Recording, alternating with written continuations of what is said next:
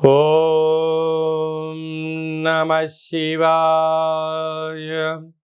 ఓం నమో నారాయణాయ. ఓం శ్రీ స్వర్ణాకర్షణ కాళభైరవాయ నమో నమః. ఓం నరదృష్టి నివారణ సంచిత కర్మ ప్రారబ్ధ కర్మ ఆగమిక కర్మ దగ్ధ నివారణ తులాభార కాళభైరవాయ నమో నమః. ఓం కాళకాలాయ విద్మహే కాళాతీతాయ ధీమహి తన్నో శ్రీ స్వర్ణాకర్షణ కాళభైరవ ప్రచోదయాత్. హరి ఓం.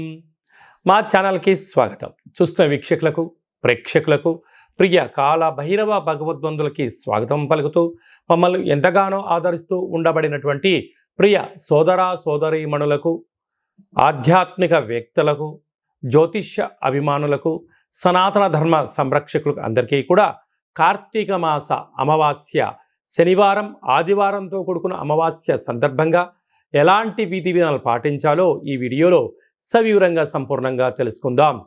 16/11/2024 నుండి 30/11/2024 వరకు పుట్టినటువంటి వారందరికీ కూడా ముందస్తుగా జన్మదిన శుభాకాంక్షలు.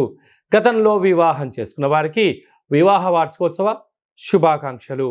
ప్రధానంగా మీరు ఈ వీడియో చూస్తున్నారు అన్నట్లయితేనే ఆ కాళభైరవ స్వామికి ఆజ్ఞ ఆశీస్సులు మీపైన ఉన్నాయని చెప్పి గమనించాలి. వీడియో ప్రారంభం నుంచి చివరి దాకా విన్నట్లయితే మీ అష్ట కష్టాలన్నీ కూడా తొలగిపోయి ఐశ్వర్యానికి స్వాగతం పలుకుతారు అని చెప్పి కూడా గమనించాలి. ద్వాదశ రాశుల్లో గ్రహ గమనాన్ని ఒకసారి వీక్షింపచేద్దాం. వృషభ రాశిలో గురుచంద్రుల కలయిక గజకేసరి యోగంతో ప్రారంభమవడం, కర్కాటక రాశిలో కుజభగవానుడు నీచభంగ సంచార స్థితి, కన్యరాశిలో కేతు సంచార స్థితి, వృశ్చిక రాశిలో రవి బుధ సంచార స్థితి, బుధాదిత్య రాజయోగము, ధనుసు రాశిలో శుక్ర భగవానుడు సంచార స్థితి, కుంభరాశిలో శని భగవానుడు వక్రగమన స్వక్షేత్ర సంచార స్థితి, మీనరాశిలో రాహు సంచార స్థితితో ద్వాదశ రాశుల్లో గ్రహ గమనాలు ఈ విధంగా ఉన్నాయి. కుంభరాశి వారికి ఒకవైపు ఏళ్లనాటి శని మధ్యమ సంచార స్థితి జరుగుతూ ఉండగా వచ్చేటువంటి కార్తీక మాసం అవ్వడం వలన కార్తీక మాసంలో బహుళాష్టమి, శనివారంతో కూడుకున్న అమావాస్య, ఆదివారంతో కూడుకున్న అమావాస్య సందర్భంగా ఎలాంటి విధి విధానాలు పాటించాలో ఈ వీడియోలో సవివరంగా సంపూర్ణంగా తెలుసుకుందాం. కుంభరాశిలో ఏ నక్షత్రాలు వస్తాయనగా ధనిష్టా నక్షత్రంలోని 3వ పాదం, 4వ పాదం, శతభిష నక్షత్రంలోని 4 పాదాలు, పూర్వభాద్ర నక్షత్రంలోని 1, 2, 3 పాదములు కలిపితే కుంభరాశి అవడం జరుగుతుంటుంది. చాలామందికి పుట్టినటువంటి కాల సమయంలో డేటా బర్తులు లేనటువంటి కారణం వలన పేరు యొక్క మొదటి అక్షరాన్ని అనుసరిస్తూ ఆ రాశిని తెలుసుకునే ప్రయత్నం చేద్దాం. గు, గే, గో, సా, సి, సు, సే, సో, ద అక్షరాల వారందరూ కూడా కుంభరాశి జాతకులే. కుంభరాశి యొక్క అధిపతి శని భగవానుడు.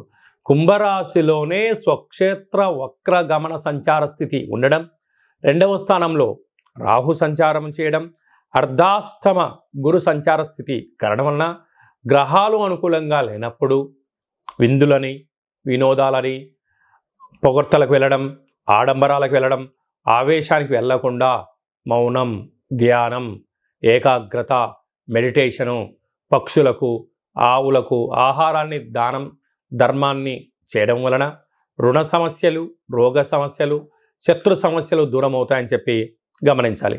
6వ స్థానంలో కుజుడు నీచభంగ రాజయోగ సంచార స్థితి ఉండడం వలన దయచేసి క్రయ విక్రయాలకు ఇది సరైన సమయం కాదు. అంటే అన్నీ అనుకూలించట్టే కనపడుతుంటాయి, కానీ వెళ్ళిపోయిన ధనం తిరిగి రాదు అని చెప్పి గమనించాలి. కనుక నూతనంగా ఏదైనా పనులు ప్రారంభించాలనుకున్న వారికి కొంతకాలం వాయిదా వేసుకోవడం ఉత్తమోత్తంగా భావించాలి. అష్టమంలో కేతు సంచార స్థితి ఉండడం వలన మనకు ఎన్ని తెలిసినా కాలం బలమైనటువంటిది. కాలం ఏదైతే చెప్తుందో అది సత్యమైనటువంటి పని. ఇక కాలం నిర్ణయిస్తుందని చెప్పి పెద్దవారు చెప్తుంటారు. కాలానికి అనుకూలంగా ప్రయత్నం చేయండి.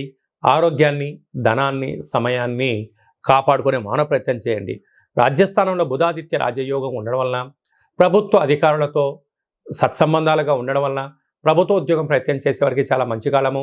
అలాగనే ఉద్యోగంలో ఉండబడే వారికి ప్రమోషన్స్ రావడము, విదేశాలకు వెళ్ళాలని మీ కోరిక నెరవేరబోతుందని చెప్పి గమనించాలి. లాభస్థానంలో శుక్రుడు ఉండడం వల్ల ఇంటికి ఉపయోగపడేటువంటి ఫోన్లు కానీ, ల్యాప్టాప్లు, బంగారు ఆభరణాలు, ఏసీలు, రిఫ్రిజిరేటర్లు కొనుక్కొని ఇంటిని సుందరంగా అలంకరించాలి అని మీ కోరిక నెరవేరబోతుంది.